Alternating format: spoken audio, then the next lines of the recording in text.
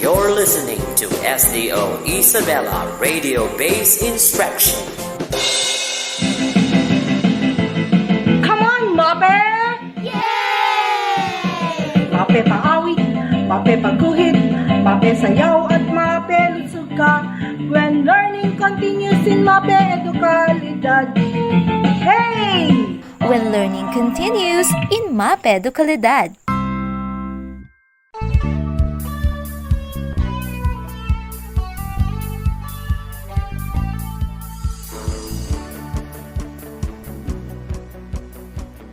A wonderful day, grade 9 learners.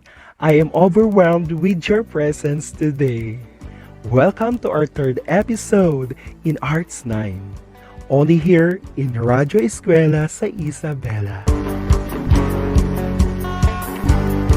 I hope you also feel excited as we continue to embrace this new normal in learning. By the way, I am Brile S. Liamelo of Sergeant Prospero G. Value High School, Maine, Jones East District, your teacher on air. Before we begin our discussion, be sure that you have your art notebooks, learning activity sheets, and pen with you. Because today, we are going to talk about the Western classical plays or opera. You can also have your snacks while listening to our topic for today's episode. Find your comfortable place so that you can enjoy participating to our discussion. And do not forget to follow IATF protocols while you are learning at home. So, what are we all waiting for? Let's get it on!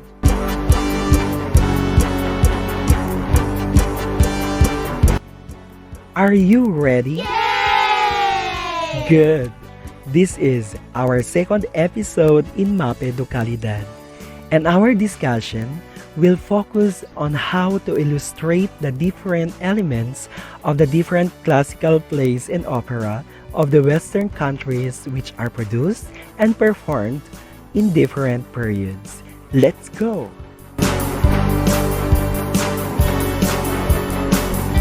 Before we proceed, let's have first the recap of our previous lesson. My dear class, do you still remember some of the famous playwrights and composers? Can you give their names and their masterpiece? Very good, learners. One is Sophocles, and one of his plays is the Oedipus Rex. Do you have still in mind? Perfect! We have also William Shakespeare with his famous masterpiece, The Tragic Love Story of Romeo and Juliet. Okay, class, are you excited to know the elements of their masterpieces and the uniqueness of each place with their costumes, props, and stage performances? Yay! All right, but before that, let us have your first activity. Your task is to prepare pen and paper and answer the following statements. All you have to do is to write true if the statement is correct and write false if the statement is incorrect. Are you ready? Yay! Let's begin.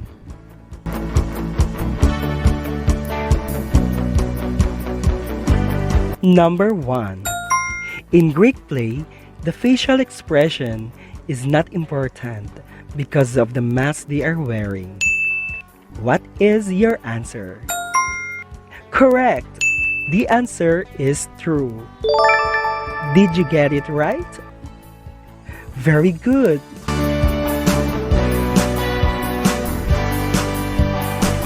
Number 2. William Shakespeare's most famous tragedy and one of the world's most enduring love stories is the Romeo and Juliet. The correct answer is true. I hope you get it right. Let's proceed to number 3.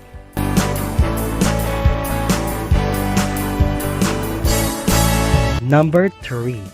The opera Carmen is one of the world's most popular operas. It was first performed at the Opéra Comique in Paris, in France, on March 3, 1875. What is your answer? Exactly. The answer is true. Are you correct? Perfect.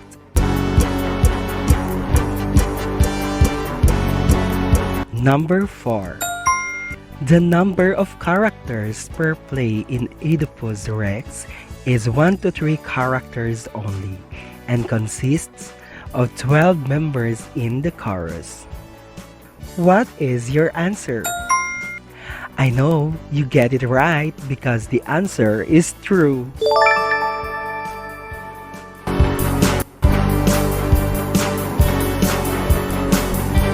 And for number 5, in performing Oedipus Rex, the use of mass acts to advance the universality of the themes and the dramatic impact of the events and to keep the audience from being distracted by the actual, physical attributes of the actors. The correct answer is true. Did you get a perfect score? Yay! That's amazing. For those who were not able to get the perfect score, don't worry because we will discuss more on these Western classical plays and opera in this episode. So listen attentively as we discuss them one by one. Are you ready, my dear learners? Yay! Nice to hear that.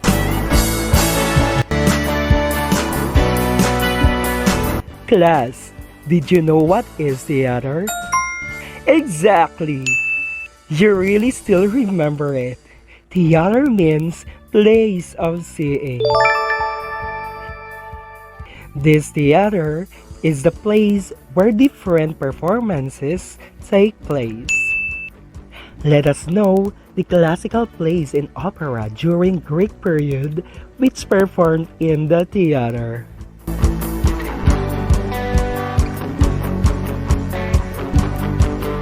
Do you have any idea of what plays and opera during Greek period? Very good. These are the Ajax, Antigone, the women of Trachis, Oedipus the king, Electra, Philoctetes, and Oedipus at Colonus. These are the playwrights of Sophocles, but let us learn the Oedipus Rex, which is the most tragedies of Sophocles. Class, do you know what are the theatrical elements of Oedipus Rex? Nice to hear that.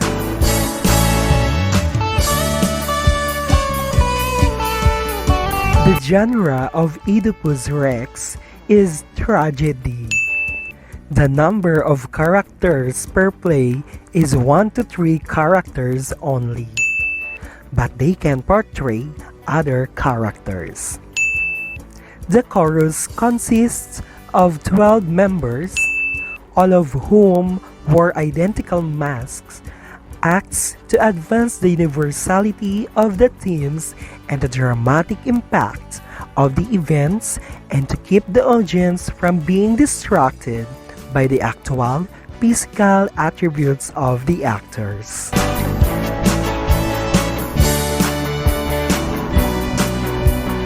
Learners, have you seen a mass? Wow, amazing!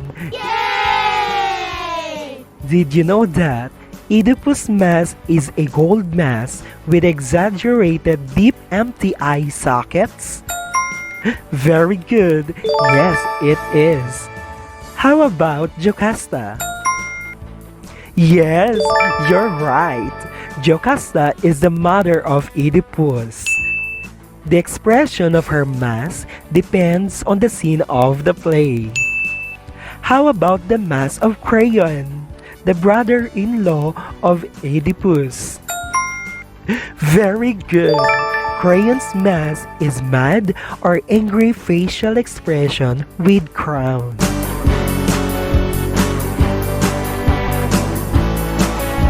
The facial and expression on performing Oedipus Rex was of no importance to Greek actors since they were always masked. Sophocles also used the chorus at the beginning of the play to help tell the audience the given circumstances of the play. Their costumes: men wore loose floor-length poncho with pleated shoulder, while females wore draped robes. Did you understand, my dear learners? Very good. Let us now proceed to the next Western classical play.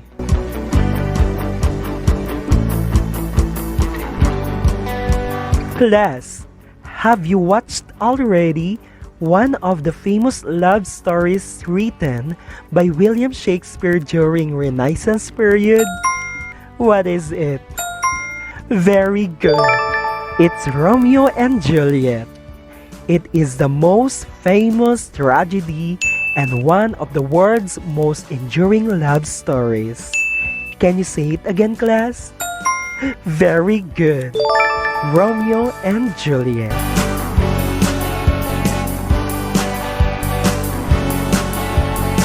In the staging of Romeo and Juliet, the stage itself was divided into 3 levels. What are those, class? You're right. First is the main stage area with doors at the rear and a curtain are at the back for discovery scenes. Second is the upper canopied area called heaven for balcony scenes, and an area under the stage called hell, which could be accessed through a trapdoor in the stage.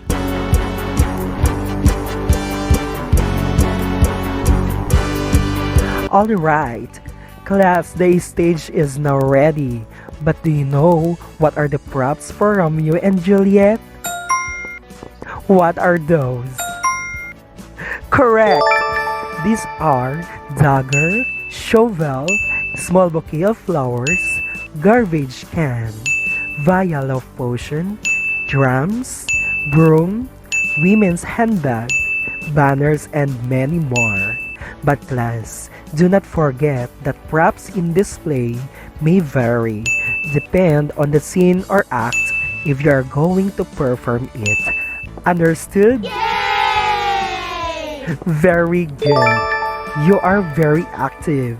And of course, the costumes are based on the style and design of dresses worn during the Renaissance period. Again, class, what is the most famous tragedy and one of the world's most enduring love stories of William Shakespeare? Very good. It's Romeo and Juliet. Are you ready for our next discussion? Wow, nice to hear that. You are really enjoying.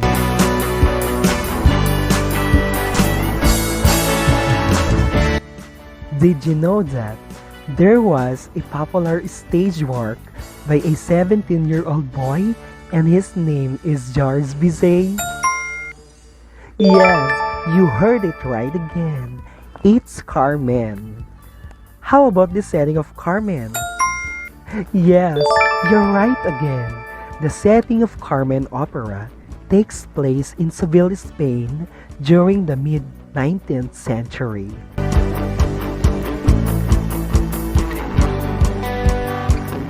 Grade 9 learners, can you give the main characters of Carmen with their classification of voice?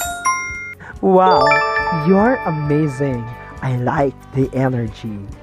They are Carmen, whose voice is soprano, Don Jose is tenor, Eldan Cairo is baritone, El Remendado is tenor, Escamillo is baritone, Frasquita is mezzo-soprano, Mercedes is mezzo-soprano, Micaela is soprano, Morales is bass, and Zuniga, who is bass also. Did you understand, grade 9? That's fantastic.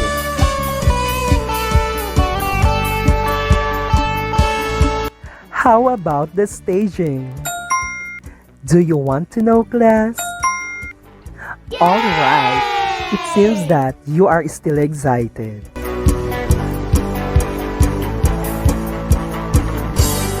The opera, written in the genre of opera comic, with musical numbers separated by dialogue, tells the story of the downfall of Don Jose, a naive soldier who is seduced by the charms of the flaming gypsy Carmen.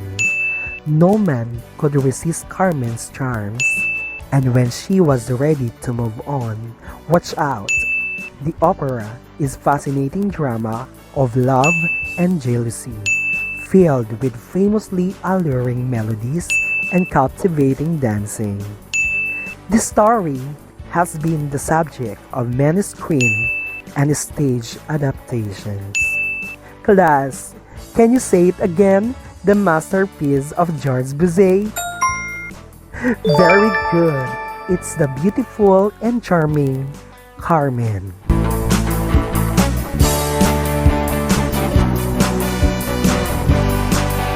Now, my dear grade 9 learners, I know that you are now ready for our next activity. But may we have our short recap for our topic for today? Can you give the different Western classical plays and opera that we discussed?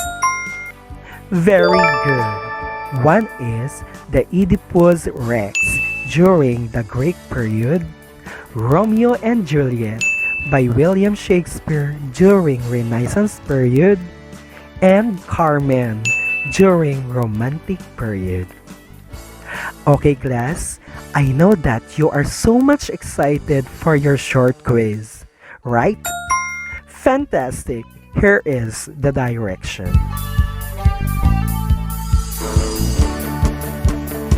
I will read the question, and all you must do is to identify the letter of the best answer. I will give you 3 seconds to answer each question. Don't worry, I will be stating the situations twice. So bring out your pen and paper to write your answers. Are you now ready? Yay!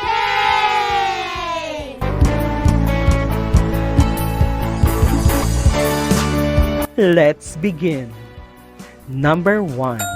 It has 1 to 3 characters only and consists of 12 members in the group of chorus.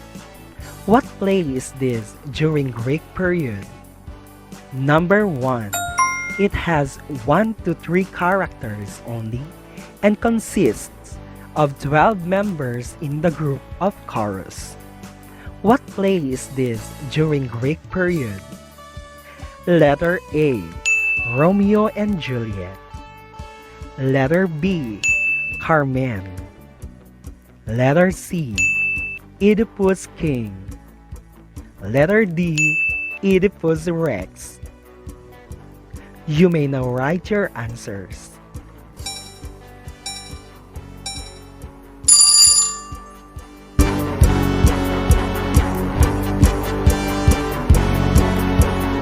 Number 2.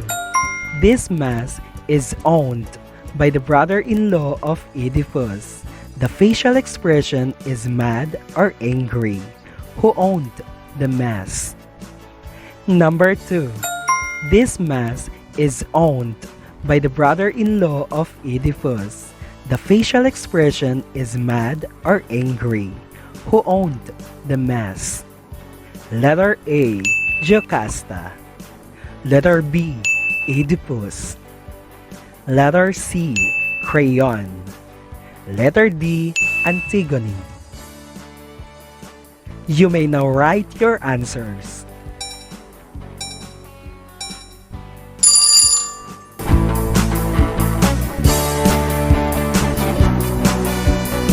Number 3.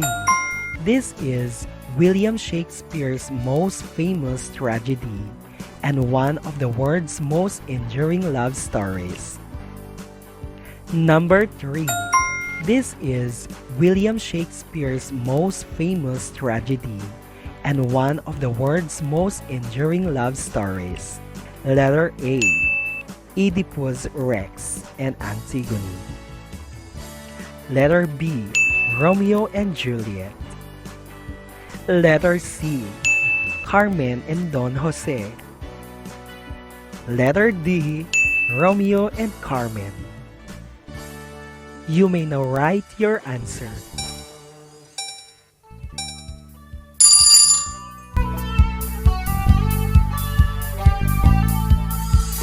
Number 4. What is the genre of Romeo and Juliet? Number 4. What is the genre of Romeo and Juliet? Letter A. Tragedy. Letter B. Melodrama. Letter C. Tragedy Commedia. Letter D. Commedia. You may now write your answer.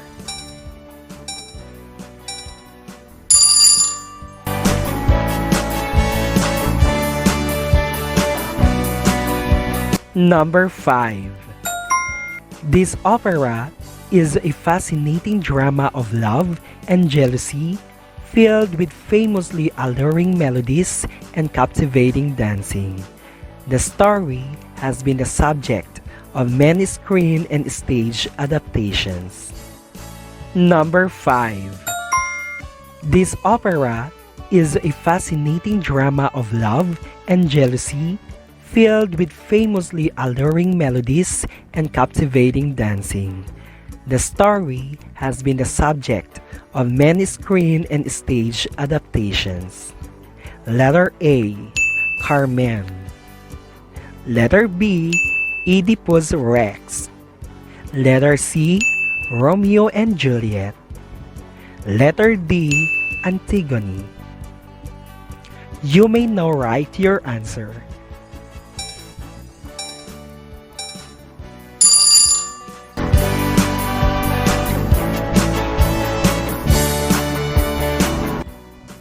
Time's up?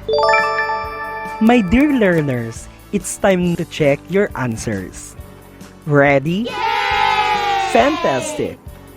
The answer for number 1 is letter D. For number 2 is letter C. Number 3 is letter B. For number 4 is letter A. And for number 5 is letter A. Who got the perfect score? Yay! That's fantastic! You deserved a round of applause.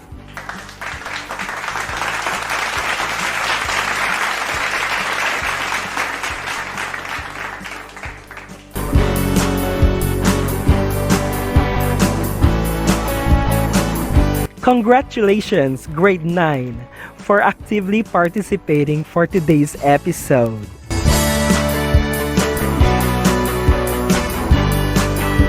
I admire your passion of learning.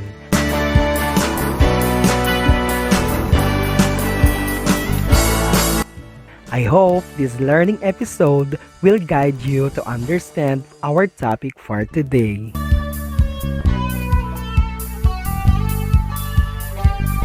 Well, learners, you just listened to our enjoyable lesson in Arts 9. Yay!